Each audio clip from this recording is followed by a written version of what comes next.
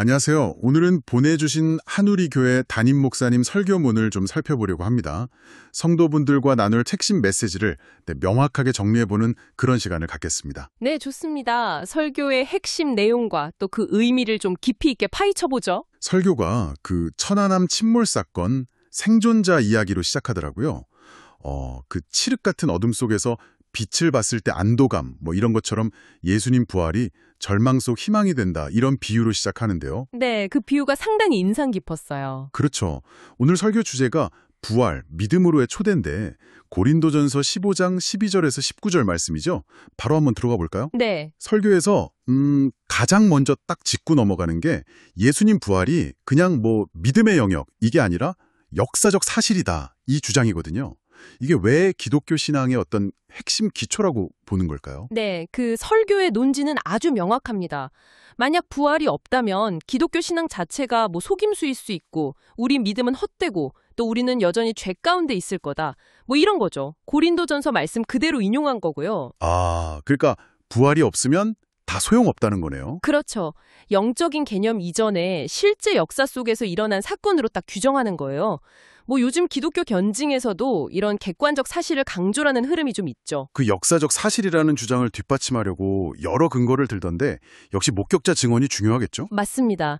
막달라 마리아부터 시작해서 사도들, 그리고 특히 그 500명 넘는 사람들한테 동시에 나타나셨다는 점, 이걸 굉장히 강조하더라고요. 500명이요? 동시에? 네. 그리고 바울 자신의 그 다메섹 도상에서의 경험, 또 빈 무덤이라는 정황 증거, 그리고 구약 성경의 예언, 성경대로 이루어졌다는 것까지 여러 각도에서 증거를 제시하면서 부활이 실제 사건이라고 입증하려는 거죠. 확실히 500명 이상이면 집단 환각이나 조작으로 보기엔 좀 어렵겠네요. 네, 그렇죠. 그래서 이게 합리적인 믿음의 근거가 될 수 있다, 이렇게 이야기하는 겁니다.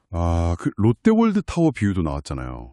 그게 참 인상 깊었는데. 네, 맞아요. 그 비유. 타워가 실제로 존재하는 건 우리가 믿든 안 믿든 상관없는 사실인 것처럼 부활도 그렇다는 거죠. 바로 그겁니다. 개인의 어떤 주관적인 믿음 여부와는 별개로 부활이라는 사건 자체가 객관적으로 실제한다, 이건 강조하는 거죠. 그럼 이제 자연스럽게 다음 질문으로 넘어가게 되죠. 어떤 질문이죠? 이 역사적 사건이 그럼 오늘 우리에게 구체적으로 어떤 유익을 주느냐, 이겁니다. 네네. 설교에서 명확하게 세 가지 유익을 이야기하더라고요. 죄사함의 확증, 그리고 죄의 권세로부터의 해방, 마지막으로 미래 부활에 대한 소망. 이게 각각 어떤 의미일까요?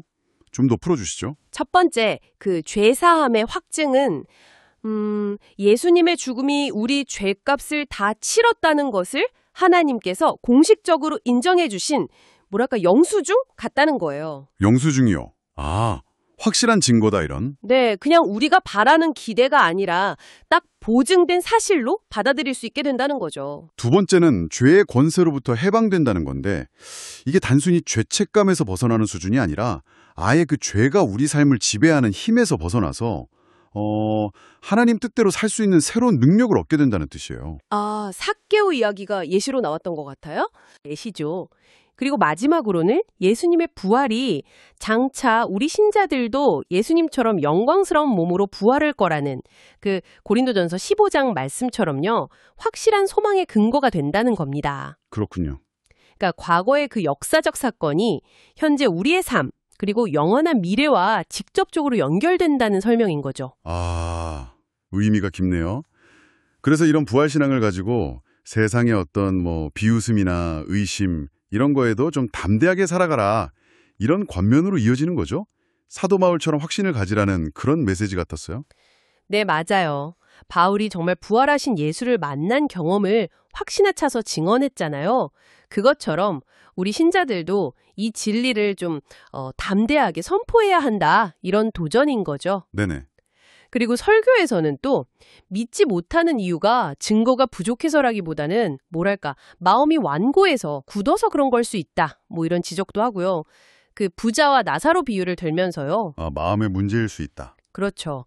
결국엔 살아계신 그리스도를 따를 것인가, 아니면 세상의 헛된 우상 같은 것들을 쫓을 것인가, 이 근본적인 선택을 하라고 촉구하는 메시지입니다. 정리해보면 결국 이 설교의 핵심은 예수님 부활이 그냥 믿음의 대상이 아니라 확고한 역사적 토대이고 이 사실이 우리에게 죄 용서, 죄로부터의 자유, 그리고 영원한 소망이라는 아주 구체적인 유익을 준다. 뭐 이런 거네요. 네, 그렇습니다. 그리고 이 진리 위에서 담대하게 살아가라는 초대인 거고요. 마지막에는 붙는 이들, 바로 여러분에게 질문을 던지는 거죠. 부활하신 그리스도를 진정으로 따를 것인가? 아니면 여전히 세상의 가치를 쫓을 것인가? 목회자는 길을 제시하고 기도할 뿐이고 최종적인 응답과 선택은 각자의 몫이다. 이렇게 좀 깊은 성찰을 요구하면서 마무리가 됩니다. 정말 여러분의 신앙의 기초는 무엇인지, 또 그 믿음이 지금 내 삶을 어떻게 만들어가고 있는지 한번 돌아보게 하는 그런 강력한 메시지였습니다. 오늘 탐구는 여기까지입니다.